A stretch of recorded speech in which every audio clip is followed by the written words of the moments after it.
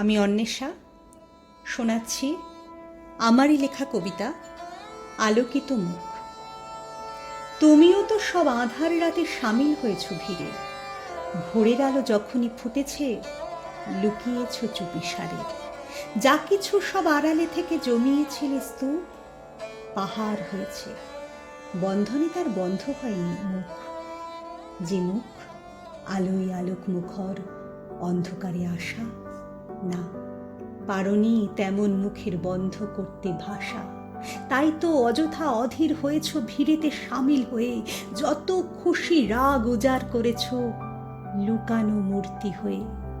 জানো না সে ছাপ নিয়েই ফিরেছ নিজ অবয়ব পরে, বুঝতে পারোনি সব ফুটে ওঠে আলোকিত পথ ধরে। সে ছাপ আমায় আহত করেছে, অবাক হয়েছি আরো। যত ঈর্ষার রাগ গেঁথেছিলে পড়িনি একটি বারো। তাই তো আজও সূর্যের তেজ আলোক দিয়েছে পথে, এ মুখ আলোয় আলোক মুখর, কালিমা লাগেনি তাতে। ভালো থেকো আর ছাপ রেখে যেও ভালো ভালো স্বপ্নের, রং তুলি টানে রূপ এঁকে যাব যতটুকু যত্নের। নমস্কার।